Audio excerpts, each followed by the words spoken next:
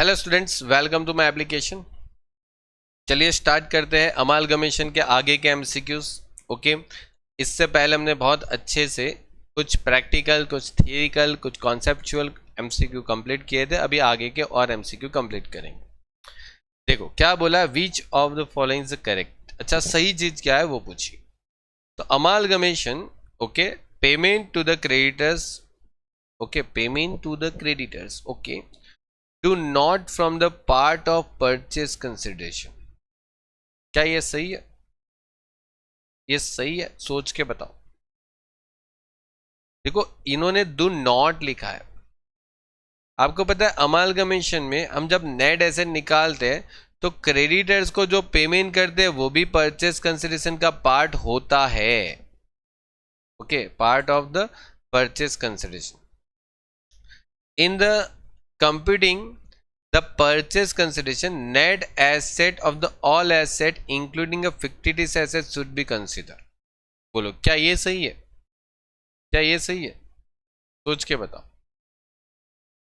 बोलो क्या जब आप नेट एसेट फाइंड करते हो तो उसमें इंक्लूड करते हो फिक्टिटियस एसेट को? करते हो क्या? नहीं करते, ये भी गलत है। Under the net asset method accumulated profit part of liability, ये भी गलत है। मतलब all of the above.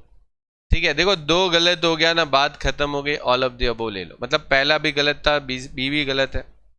Okay, simple सा टॉपिक है। आपको बस थियरी पढ़ने से पहले क्वेश्चन किए होते ना तो पता चलता। ये सब क्वेश्चन जब मैंने पढ़ाया था तब बोल चुका था बीच बीच में कि ऐसा होता है। चलो वापस करेक्ट ढूंढना।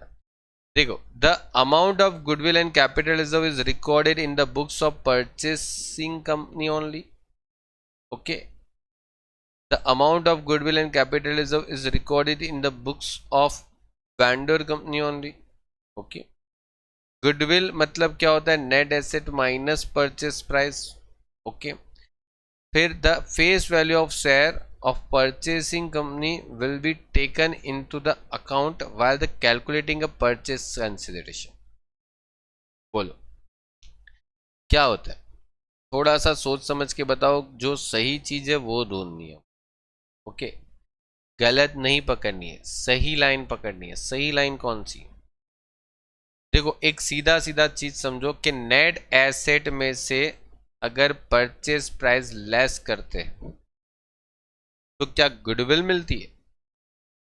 गुडविल मिलती है? नहीं। देखो गुडविल कैसे मिलती है? गुडविल कैसे मिलती है? परचेज कंसिडरेशन में से नेट एसेट को क्या किया जाता है? लेस किया जाता है। और कैपिटल रिजर्व कैसे मिलता है? नेट एसेट को परचेज कंसिडरेशन से लेस किया जाता है। तो यहां पर उन्होंने गुडविल लिखा है तो ये गलत हो गया। ओके, और यहां पर देखो amount of goodwill and capital reserve is recorded in the books of vendor company, मतलब कि जो कंपनी बंद हो रही है क्या उसकी बुक्स में हम गुडविल दिखाते हैं? नहीं। जो कंपनी खरीदती है ना बिजनेस, उसकी बुक्स में गुडविल दिखाते हैं। आपको पता है अमालगमेशन में हमने सीखा था कि ए और बी कंपनी है। अभी समझो इन दोनों कंपनी का क्या हो रहा है? अमालगमेशन हो रहा है। तो जो भी गुडविल होती है ना, ओके, और या तो कैपिटल रिजर्व, वो इसकी बुक्स में दिखते हैं, पुरानी कंपनी के बुक्स में नहीं दिखते। तो 10 यहां पर वही चीज दिखा है पहले पॉइंट में। देखो, the amount of goodwill and capital recorded in the books of purchasing company only. तो यार पहला वाला सही दिख रहा है ना? परचेसिंग कंपनी ही अपनी बुक्स में दिखाती है। वेंडर कंपनी मतलब जो कंपनी अपना बिजनेस बेच रही है, क्या वो थोड़ी बताती है गुडविल और कैपिटल रिजर्व? जो खरीद रही है वो कंपनी बताती है। तो बी और सी गलत था। डी तो वैसे भी गलत है, बोला कि फेस वैल्यू ऑफ शेयर हम कंसिडर करते हैं, नहीं, मार्केट वैल्यू कंसिडर करते। ठीक है, हो गया, देख लो। चलो अब वापस आ गए कि इनमें से कौन से फीचर्स ऐसे हैं जो नेचर ऑफ मर्जर के लिए है। लेकिन एक्सेप्ट वर्ड भी देखो यहां पर लिखा है। एक्सेप्ट का मतलब हो जाता है नेचर ऑफ मर्जर में जो मैंने 5 रूल बताए थे, वो 5 रूल्स में इनमें से कौन सा रूल्स नहीं आता है। देखो यहाँ पर बोला है मोर देन 90%, ये परसेंटेज रह गया, 90% of share holder of the selling company become the share holder of the purchasing company. Purchase consideration is in the form of share only.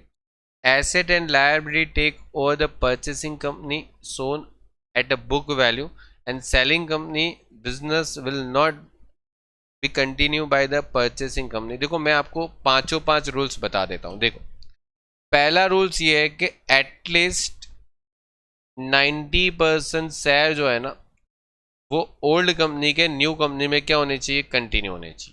ठीक है, ऐसे याद रखो. दूसरा कि जो बिजनेस है ना वो कैरी ऑन होना चाहिए, मतलब जो पुरानी कंपनी का बिजनेस है वही नए कंपनी के अंदर कंटिन्यू होना जरूरी है.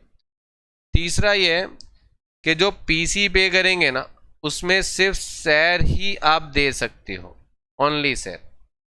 चौथा ये था कि आप जो परचेस कंसिडरेशन के एक्सचेंज में जो एसेट एंड लायबिलिटी होती है ना, एसेट एंड लायबिलिटी, ओके, उसको कंपलसरी बुक वैल्यू पे ही दिखाना पड़ेगा जो ओल्ड कंपनी की बुक्स में था. ठीक है, नई वैल्यू पे नहीं दिखा सकते. ठीक है, मैं यहां पर लिख देता हूं न्यू वैल्यू पे नहीं दिखा सकते. ठीक है, ये एकदम देसी लैंग्वेज में याद रखो इसको. और लास्ट टॉपिक क्या था, लास्ट टॉपिक देखो ये आ गया, कैरी ऑन कर सकते हैं. ओके, परचेस कंसेशन शेयर में ही दे सकते हैं, बिजनेस को कंटिन्यू रखना है, वो भी आ गया. 90% एटलीस्ट 90% शेयर नई कंपनी में कंटिन्यू होने चाहिए, ये भी आ गया. तो रह क्या आ गया, हाँ रह ये गया कि all assets and liability should be transfer. Okay, ये 5 रूल्स है. अब देखो ये 5 रूल्स में मुझे डी वाले रूल्स में थोड़ा प्रॉब्लम आ रहा है. बोला है देखो selling company business will not be continue, यहां पर ये वर्ड ने गड़बड़ कर दिया, ये वर्ड ने गड़बड़ कर दिया. ये आपका मर्जर मेथड की कंडीशन नहीं है. अगर ये नॉट हटा देते तो ये भी सही हो जाता. ठीक है, कंप्लीट. चलो वापस ऐसा क्वेश्चन ही है. देखो नेचर ऑफ परचेस, अब देखो नेचर ऑफ परचेस बोला एक्सेप्ट, मतलब आपको मर्जर मेथड की जो अभी 5 कंडीशन निकाली है ना वो ढूंढनी है, क्योंकि आपको यहाँ पर परचेस मेथड बोला. अब परचेस मेथड में ऐसे कोई रूल्स नहीं है, लेकिन मैंने आपको ये बताया था कि मर्जर मेथड की 5 में से एक भी रूल्स को फॉलो नहीं करते ना तो वो परचेस मेथड चली जाती है. तो देखो यहाँ पर लिखा है एटलीस्ट 90%. और एक खास चीज याद रखना कि आप यहाँ पर ऐसा मत समझना कि सर यहाँ पर मोर देन लिखा है. ये मोर देन मतलब ये एटलीस्ट 90% ही होता है. मोर देन 90% मतलब कि एटलीस्ट 90%, दोनों एक ही बात है, बोलने का तरीका बदल दिया है. ठीक है, मोर देन और एटलीस्ट. ओके, तो लेस देन, यहां पर देखो ये लेस देन लिखा है, लेस देन नहीं होना चाहिए, एटलीस्ट होना चाहिए. ये लेस देन कर दिया है, लेस देन कर दिया मतलब कि ये क्या हो जाएगा, यहाँ पर परचेस मेथड फॉलो हो जाएगी, ये परचेस मेथड फॉलो हो जाएगी. सेलिंग कंपनी में और मे नॉट बी कंटिन्यू ऐसा लिखा है, तो मतलब ये भी परचेस मेथड फॉलो हो जाएगी. हमें क्या करना है, एक्सेप्ट ढूंढना है कि जहां पर परचेस मेथड फॉलो नहीं होती है. Asset and liability take over by the purchasing company will be shown at the book value only. देखो बुक वैल्यू ही दिखाएंगे, तो ये मर्जर मेथड में होता है. और परचेस कंसेशन में भी in the form of cash, in form of cash, अगर इन फॉर्म ऑफ कैश होता है तो वो परचेस मेथड फॉलो करना पड़ता है. और यहाँ पर बोला है नेचर ऑफ परचेस मेथड, और एक्सेप्ट बोला है. एक्सेप्ट मतलब कि हमें मर्जर मेथड की जो लाइनिंग है ना वो पकड़नी है. ये रही, ये मर्जर मेथड की लाइनिंग है. ठीक है, ये जो लाइनिंग है वो मर्जर मेथड की है. हो गया, चलिए अंडर द ब्लैंक. ठीक है, कौन सी मेथड ऐसी है जिसमें परचेस कंसिडरेशन, देखो लिखा है the purchase consideration need not be calculated as it will be stated in the agreement itself. बोलो कौन सी मेथड ऐसी है कि जिसमें परचेस कंसिडरेशन जो है वो क्या होता है, कैलकुलेट करने की ज़रूरत नहीं होती। देखो नेट पेमेंट मेथड होता है, ये जनरली सिर्फ थियरी पॉइंट है। नेट पेमेंट मेथड में क्या होता है, हम पेमेंट कर देते हैं डायरेक्टली। ठीक है, हम ये नहीं देखते कि सामने वाली कंपनी के एसेट और लायबिलिटी क्या है। ठीक है, नेट एसेट क्या है वो नहीं देखते, सीधा पेमेंट कर देते under the net payment method. Okay, जैसे देखो अभी मैंने समझाया कि under the net payment method purchase consideration is calculated on basis of. देखो नेट पेमेंट मेथड में क्या होता है कि हम सीधा पैसा कितना दे रहे हैं ना, बस वही देखेंगे। हमें यही देखना है कि सामने वाले को कितना पैसा देना है। ठीक है, तो यहाँ पर हम सीधा उतना देखेंगे कि adding cash, value of share, value of debenture issuing to the debenture holder या तो शेयर होल्डर। ठीक है, डिबेंचर होल्डर को जो पैसा देते हैं, शेयर होल्डर को जो पैसा देते हैं, सिर्फ वही कंसीडर करते हैं पेमेंट मेथड। मतलब पेमेंट मेथड में सिर्फ पेमेंट के रिलेटेड ही चीज़ कंसीडर करें।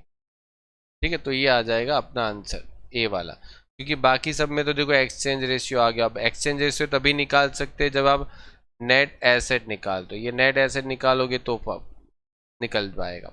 Need not to be calculate, ऐसा कभी होता नहीं है। और नेट एसेट वैल्यू मेथड में तो नेट एसेट ढूंढेंगे, और यहाँ पर बोला है नेट पेमेंट मेथड है। ठीक है, तो अपने आप वैसे ही रॉन्ग हो जाता है। ठीक है, ठीक है, चल आगे बढ़ते हैं। अच्छा, क्या बोला, ये बोला है कि शेयर होल्डर जो है, ठीक है, not less than 90% of face value. देखो not less than 90% face value. ठीक है, मतलब 90% से कम नहीं। मतलब इसका मतलब ये हो जाता है 90% से ज़्यादा, कि अगर फेस वैल्यू वाले इक्विटी शेयर जो है वेंडर कंपनी के, वो अगर इक्विटी शेयर होल्डर बनते इन परचेसिंग कंपनी में। देखो लिखा भी है, the equity share in the vendor company become the equity share holder in the purchasing company. मतलब पुरानी कंपनी के 90% से ज़्यादा शेयर नई कंपनी के अंदर क्या बन रहे हैं, शेयर होल्डर बन रहे हैं।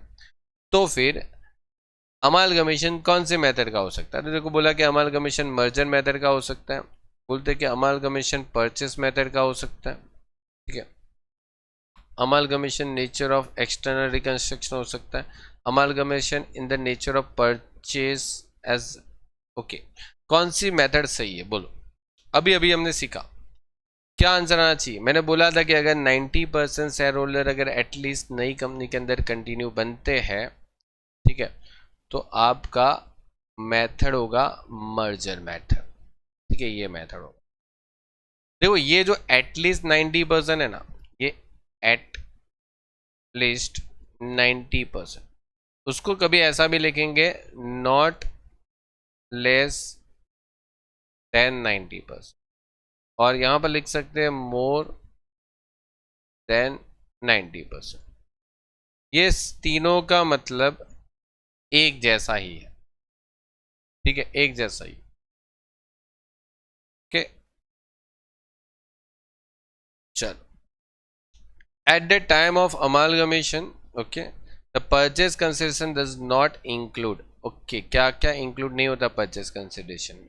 The sum which transfer company will directly pay to the creditors of the transfer company. सही बात है, पहला ही आ जाएगा, यही इंक्लूड नहीं होता। समझो कि परचेज कंसिडरेशन में अगर कोई क्रेडिटर्स को हम कुछ पे करते हैं, मतलब समझो कोई क्रेडिटर्स है, उस क्रेडिटर्स को डायरेक्टली हम पेमेंट कर देते हैं, तो वो क्या परचेज कंसिडरेशन का पार्ट होता है? डज नॉट पूछा, नहीं होता है ना। मतलब अगर हम कोई पेमेंट डायरेक्टली क्रेडिटर्स को कर दे, मतलब एक कंपनी, कौन सी, transferee company, will directly pay to the creditors of the transferor company.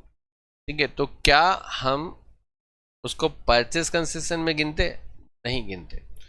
ठीक है, यहां पर शेयर होल्डर को जो भी पे करते हैं वो तो गिनते।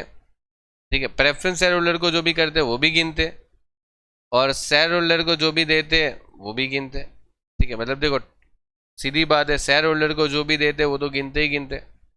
ठीक है, तो ये बी, सी और डी, ये तीनों तो जो है ना परचेज कंसिडरेशन का पार्ट है।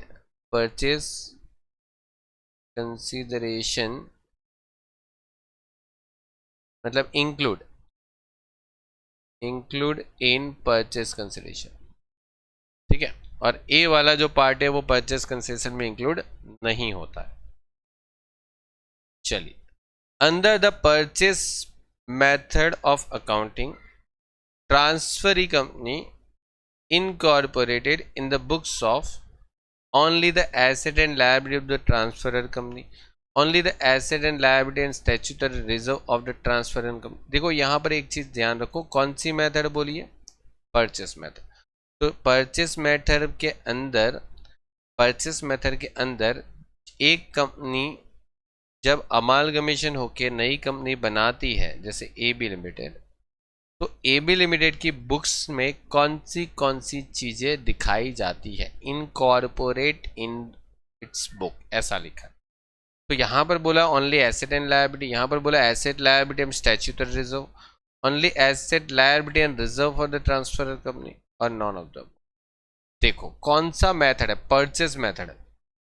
कौन सा मेथड है, परचेस मेथड। और परचेस मेथड में आपको पता है ना, स्टैट्यूटरी रिजर्व भी हम दिखाते हैं, अगर बोला होता है तो 2 साल का बोला होता है, 3 साल का बोला होता है, तो ये आ जाएगा आंसर।